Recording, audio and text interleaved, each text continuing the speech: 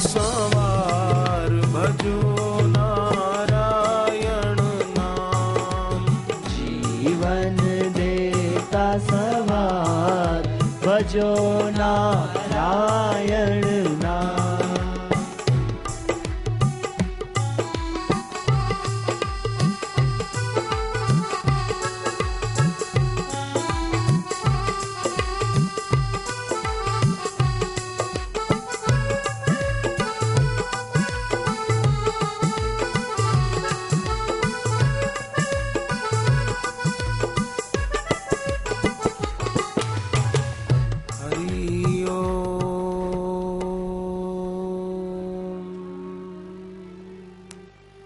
ने नैमिषारण्य तीर्थ है उत्तर प्रदेश में, गोमती नदी वहां से पसार होती है। गोमती नदी के किनारे मनु महाराज और उनकी पत्नी शत्रुपा ने वर्षों तक इस भगवान नाम का जप किया, पर कभी जप करने से ऊबे नहीं, थके नहीं। कई लोग थोड़ा समय जप करते फिर छोड़ देते, पर भगीरथ राजा को देखो, उनके दादाजी तपस्या करते करते दुनिया से विदा हो गए, गंगा धरती पर नहीं आई। गंगा की धारा धरती पर लाने के लिए भगीरथ राजा के दादा तप कर रहे थे, पर उनका शरीर छूट गया, उम्र पूरी हो गई, तपस्या करते करते गंगा धरती पर नहीं आई। तो फिर उनके पुत्र तप करने बैठ गए, दिलीप राजा। तो तपस्या करते करते वे भी दुनिया से विदा हो गए, उनकी भी आयु पूरी हो गई, मर गए, पर गंगा धरती पर नहीं आई। फिर भगीरथ राजा ने यह नहीं सोचा कि मेरे दादा तपस्या करते करते चले गए, गंगा नहीं आई, मेरे पिताजी तप करते करते दुनिया से चल बसे, गंगा धरती पर नहीं आई, अब मेरे से क्या आ जाएगी। ऐसा निराशा का विचार नहीं किया, ये तो लग गए तो गंगा जी को धरती पर लाने में वे सफल भी हो गए। और आज कितने लोग गंगा जी में स्नान करके अपने को पुण्यात्मा बना लेते हैं।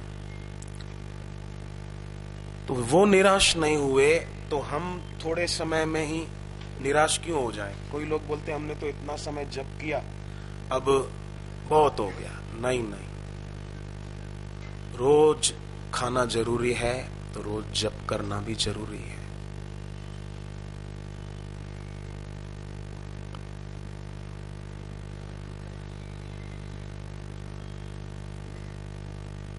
दो सहेलियां बचपन में ही बिछड़ चुकी थी, बड़ी होने पर गरीब थी, एक मालाएं बेचती थी, फूल की मालाएं बनाकर बेचती थी, दूसरी मछलियां बेचती थी। नदी किनारे पकड़ती मछलियां, जाल डालकर नदी में बेचती थी। एक दिन दोनों बाजार में मिल गई तो मालिन ने कहा, फूल बेचने वाली ने, कि चल मेरे साथ, बहुत वर्षों के बाद मिले, आज अपन साथ में खाना खाएंगे। ले गई, खाना खिलाया, फिर कहा आज की रात यहीं पे आराम कर। तो बोले ठीक है।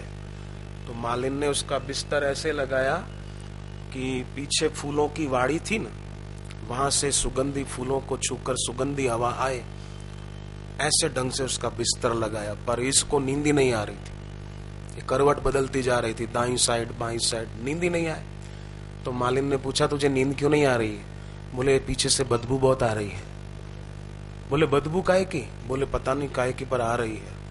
तो वो बोली गुलाब के फूल हैं, मोगरे के फूल हैं, और तुझे बदबू आ रही है? बोले हाँ, मेरे को तो दुर्गंध आ रही है। तो अब क्या करूं? बोले मैं जिस कपड़े में मछलियां रखकर बेचने जाती हूँ ना, वो कपड़ा बाहर टोकरी में पड़ा है, वो कपड़ा लाकर दे, मैं अपने सिराने रखूंगी तकिए के पास, तब मेरे को नींद आएगी।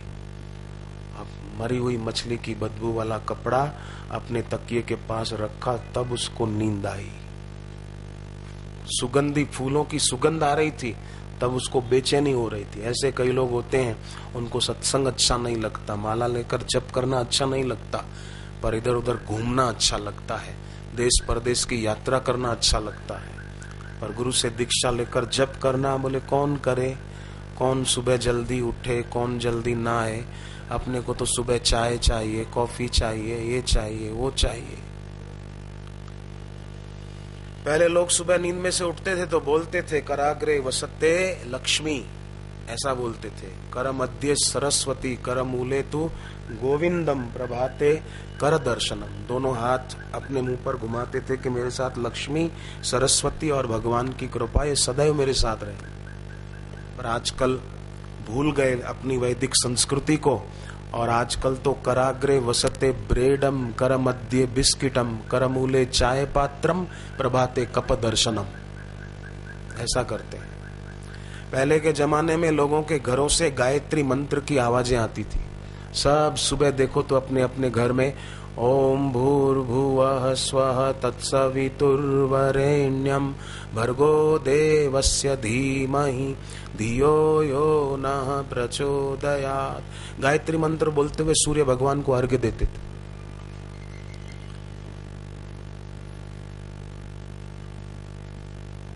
जो देते हैं उनको धन्यवाद, जो न देते हो वो नियम रखें कि देना है।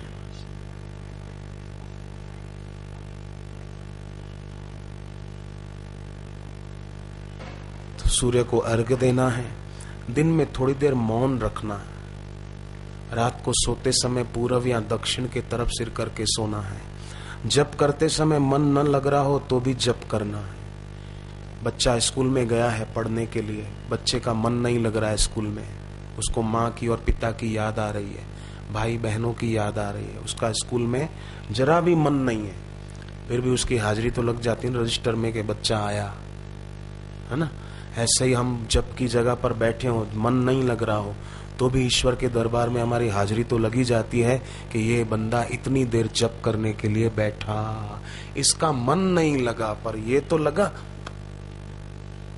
एक तो बात ये होती है कि मन लगता नहीं है, और दूसरी बात ये हो गई कि मन लगाते ही नहीं है। ये दो बातें हैं, है ना। एक तो भाई लगता ही नहीं, क्या करें, हम तो कोशिश करते हैं पर हमारा मन नहीं लगता, और एक बात ये हो गई कि लगाते ही नहीं है, जप करने बैठते ही नहीं है, मौन रखते ही नहीं है। तो जो लगाना चाहते हैं पर उनका लगता नहीं है, तो ईश्वर उन पर बड़े खुश होते हैं कि इस आदमी की नीयत अच्छी है, ये लगाना चाहता है पर इसका मन लगता नहीं है। भगवान खुश होते हैं, राजी होते हैं। पर जो लगाते ही नहीं ना, तो भगवान को बड़े दुख के साथ भगवत गीता में कहना पड़ा कि अश्रद्ध दाना पुरुषः धर्मस्यास्य परम तपः अप्राप्य माम निवर्तन्ते मृत्यु संसार वर्तमने। भगवान ने बड़े दुख के साथ कहा कि उन लोगों को मेरी प्राप्ति नहीं होती और जन्म मरण रूप संसार में वो लोग भटकते रहते हैं, ऐसा भगवान ने कहा। तो ये भगवान ने राजी होकर थोड़ी कहा। जैसे बेटा पढ़ाई लिखाई में ध्यान नहीं देता है, ठीक है, तो माँ बाप उसको डांटते हैं कि तू पढ़ेगा लिखेगा नहीं तो बड़ा होकर मजदूर बनेगा, मजदूरी करेगा रेलवे स्टेशन पर या बस स्टैंड पर या किसी कंपनी में मजदूर बनेगा। तो ये माँ बाप राजी होकर थोड़ी कहते हैं, दुखी होकर कहते हैं ना कि वो ध्यान नहीं दे रहा है अपने काम में।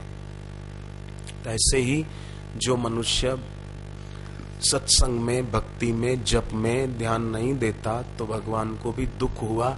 इसलिए भगवान ने दुख के साथ अर्जुन को कहा कि अप्राप्य माम निवर्तन्ते, उनको मेरी प्राप्ति नहीं हो सकती, वो जन्म मृत्यु रूप संसार में भटकते रहते। साथ न जाए कुछ भी मौत जो आए, भक्ति ही केवल है साथ निभाए।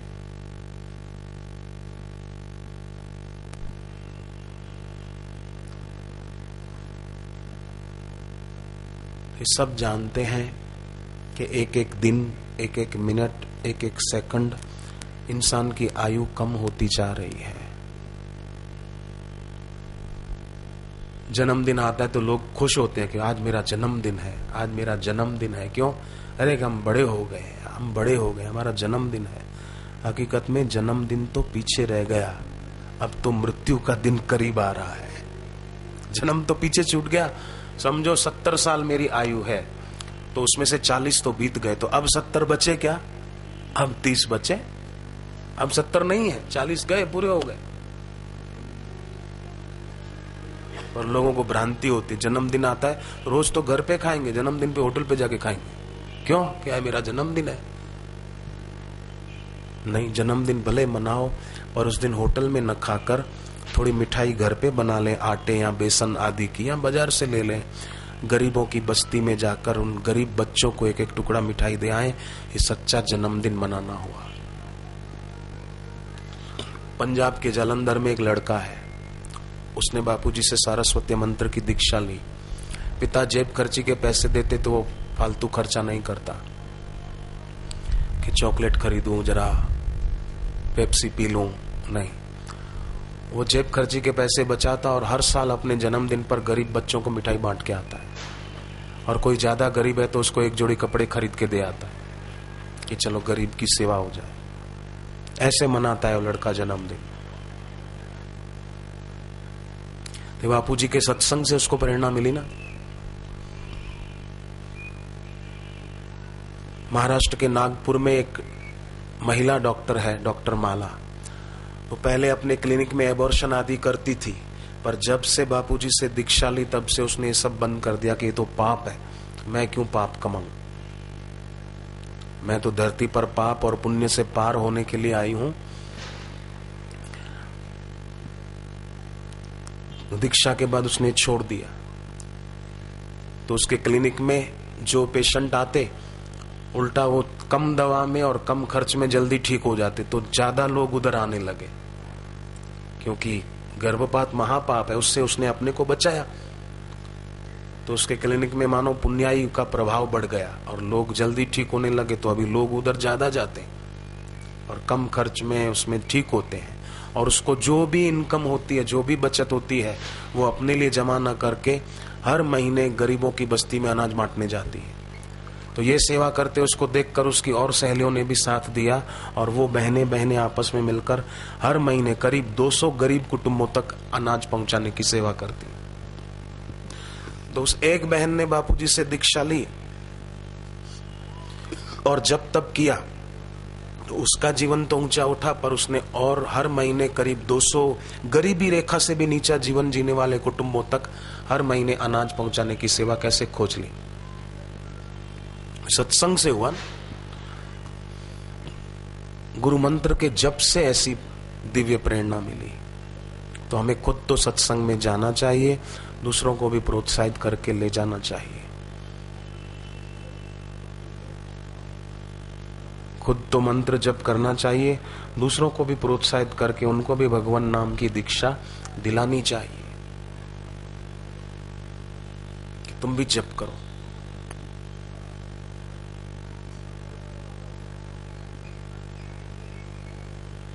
रेलवे स्टेशन पर एक आदमी पहुंचा अपने 2 मित्रों के साथ। ट्रेन में सामान रखा, 2 चढ़ गए, 1 रह गया। ट्रेन तो चली गई। तो वो आदमी जो रह गया था प्लेटफॉर्म पर, वो रोने लग गया। तो स्टेशन मास्टर ने सहानुभूति जताते हुए कहा कि क्षमा कीजिए साहब, आपके 2 साथी ट्रेन में चढ़ गए और आप छूट गए, यहाँ पर रह गए। हमें बड़ा अफसोस हो रहा है, क्या करें, ट्रेन चली गई, अब तो कर भी क्या सकते हैं। आप रोइए मत, प्लीज शांत हो जाइए। 2 साथी चले गए, अब क्या कर सकते हैं, फोन से खबर कर देंगे आगे।